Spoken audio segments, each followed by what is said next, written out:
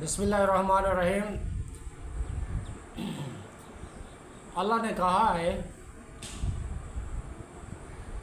تو مجھے یاد کرو میں تجھے یاد کروں گا۔ اللہ تعالیٰ نے اپنے بندوں سے کہا ہے کہ آپ مجھے یاد کریں اور میں آپ کو یاد کروں گا۔ اس کا کیا مطلب ہے کہ ایسے ہی جیسے ہم یاروں دوستوں کو یاد کرتے ہیں، کہتے ہیں کہ میں نے آپ کو یاد کر لیا ہے، میں نے فلاں ٹائم آپ کو یاد کیا ہے، ایسے نہیں۔ اللہ تعالیٰ قرآن میں کیا فرماتا ہے ذرا سنیے۔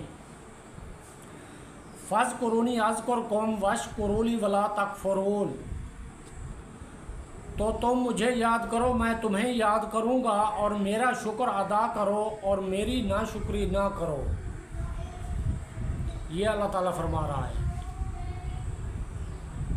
یاد کرنے کا بھی کہہ رہا ہے، شکر ادا کرنے کا بھی کہہ رہا ہے، اور ناشکری کا حکم دے رہا ہے کہ ناشکری میری ناشکری بھی نہ کرو۔ فَاذْکُرُونِی، تو تم مجھے یاد کرو۔ کائنات کی سب سے بڑی نعمت حضور اقدس صلی اللہ تعالیٰ علیہ وآلہ وسلم کا ذکر کرنے کے بعد اب ذکر الہی اور نعمت الہی پر شکر کرنے کا فرمایا جا رہا ہے۔ ذکر کی اقسام۔ ذکر تین طرح کا ہوتا ہے۔ نمبر 1 زبانی، نمبر 2 قلبی، نمبر 3 اعضائے بدن سے۔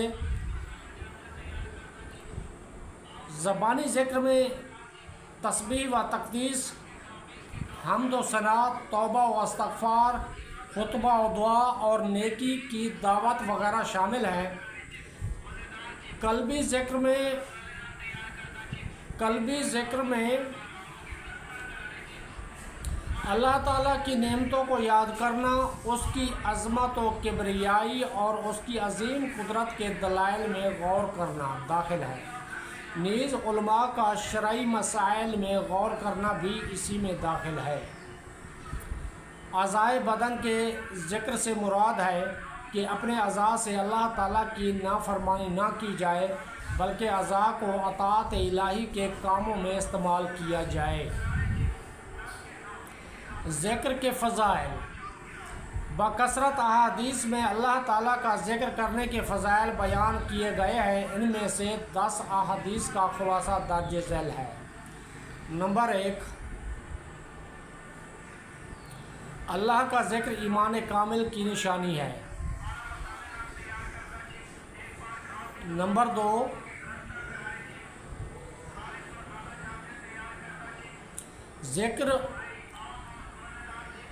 ذکر اللہ دنیا و آخرت کی ہر بھلائی پانے کا ذریعہ ہے۔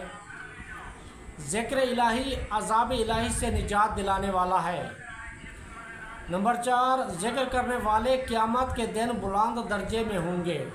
نمبر 5، ذکر کے حلقے جنت کی کیاریاں ہیں۔ نمبر 6، ذکر کرنے والوں کو فرشتے گھیر لیتے ہیں اور رحمت ڈھانپ لیتی ہے۔ شب قدر میں اللہ کا ذکر کرنے والے کو حضرت جبرائیل علیہ السلام دعائیں دیتے ہیں۔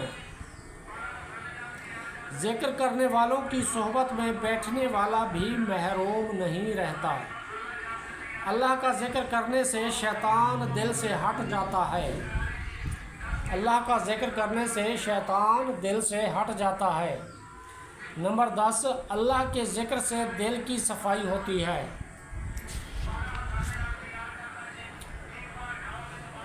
اذکرکم، میں تمہیں یاد کروں گا۔ اللہ تعالیٰ اطاعت سے یاد کرنے والوں کو اپنی مغفرت کے ساتھ، شکر کے ساتھ یاد کرنے والوں کو اپنی نعمت کے ساتھ، محبت کے ساتھ یاد کرنے والوں کو اپنے قرب کے ساتھ یاد فرماتا ہے۔ بخاری شریف میں ہے، حضرت ابو ہریرہ رضی اللہ تعالیٰ عنہ سے روایت ہے، نبی کریم صلی اللہ تعالیٰ علیہ وآلہ وسلم نے فرمایا، اللہ تعالیٰ ارشاد فرماتا ہے، میں اپنے بندے کے گمان کے نزدیک ہوتا ہوں،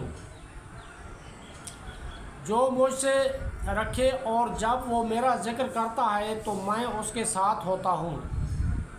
اگر بندہ مجھے اپنے دل میں یاد کرتا ہے تو میں بھی اسے اکیلا ہی یاد کرتا ہوں، اور اگر وہ مجھے مجمع میں یاد کرتا ہے تو میں اسے بہتر مجمع میں یاد کرتا ہوں۔ اور اگر وہ بالشت بھر میرے قریب ہوتا ہے تو میں گز بھر اس سے قریب ہو جاتا ہوں، اور اگر وہ گز بھر میرے قریب ہوتا ہے تو میں دونوں ہاتھ کے پھیلاؤ کے برابر اس کے قریب ہو جاتا ہوں، اور اگر وہ چل کر میری طرف آتا ہے تو میں دوڑ کر اس کی طرف جاتا ہوں۔ یعنی جیسے اللہ کی شیان شان ہے، یا مراد یہ ہے کہ اللہ کی رحمت اس کی طرف زیادہ تیزی سے متوجہ ہوتی ہے، اللہ کی رحمت اس بندے کی طرف تیزی سے متوجہ ہوتی ہے۔ اس کا مطلب یہ ہے کہ دوڑ کر اس کی طرف آتا ہوں کا مطلب یہ ہے۔ وشکرولی، اور میرا شکر ادا کرو، وشکرولی، اور میرا شکر کرو۔ جب کفر کا لفظ شکر کے مقابلے میں آئے تو اس کا معنی ناشکری، اور جب اسلام یا ایمان کے مقابل ہو تو اس کا معنی بے ایمانی ہوتا ہے۔ یہاں آیت میں کفر سے مراد ناشکری ہے۔ شکر کی تعریف۔ شکر کا مطلب ہے کہ کسی کے احسان و نعمت کی وجہ سے زبان، دل یا اعضاء کے ساتھ اس کی تعظیم کی جائے۔ حضرت موسیٰ علیہ السلام نے عرض کی، یا اللہ میں تیرا شکر کیسے ادا کروں کہ میرا شکر کرنا بھی اور تیری ایک نعمت ہے۔ اللہ تعالیٰ نے ارشاد فرمایا، جب تو نے یہ جان لیا کہ ہر نعمت میری طرف سے ہے اور اس پر راضی رہا تو یہ شکر ادا کرنا ہے۔ شکر کے فضائل اور ناشکری کی مذمت۔ قرآن و حدیث میں شکر کے کثیر فضائل بیان کیے گئے ہیں اور ناشکری کی مذمت کی گئی ہے۔ چنانچہ اللہ تعالیٰ ارشاد فرماتا ہے،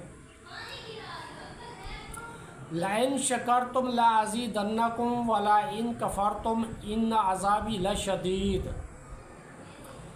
اگر تم میرا شکر ادا کرو گے تو میں تمہیں اور زیادہ عطا کروں گا، اور اگر تم ناشکری کرو گے تو میرا عذاب سخت ہے۔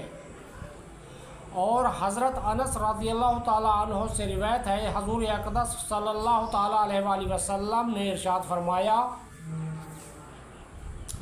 جب اللہ تعالیٰ اپنے بندے پر کوئی نعمت نازل فرماتا ہے اور وہ کہتا ہے الحمدللہ، تو یہ کلمہ اللہ تعالیٰ کے نزدیک اسے نعمت دینے سے بہتر ہوتا ہے۔ حضرت ابو ہریرہ رضی اللہ تعالیٰ عنہ سے روایت ہے، رسول اللہ صلی اللہ تعالیٰ علیہ وآلہ وسلم نے ارشاد فرمایا، اللہ تعالیٰ جب کسی قوم سے بھلائی کا ارادہ فرماتا ہے تو ان کی عمر دراز کرتا ہے اور انہیں شکر کا الہام فرماتا ہے۔ حضرت کعب رضی اللہ تعالیٰ عنہ فرماتے ہیں، حضرت اللہ تعالیٰ دنیا میں کسی بندے پر انعام کرے، پھر وہ اس نعمت کا اللہ تعالیٰ کے لیے شکر ادا کرے اور اس نعمت کی وجہ سے اللہ تعالیٰ کے لیے تواضع کرے، تو اللہ تعالیٰ اسے دنیا میں اس نعمت سے نفع دیتا ہے اور اس کی وجہ سے اس کے آخرت میں درجات بلند فرماتا ہے، اور جس پر اللہ تعالیٰ نے دنیا میں انعام فرمایا اور اس نے شکر ادا نہ کیا اور نہ اللہ تعالیٰ کے لیے اس نے تواضع کی، تو اللہ تعالیٰ دنیا میں اس نعمت کا نفع اس سے روک لیتا ہے اور اس کے لیے جہنم کا ایک طبق کھول دیتا ہے۔ پھر اگر اللہ تعالیٰ چاہے گا تو اسے آخرت میں عذاب دے گا یا اس سے درگزر فرمائے گا۔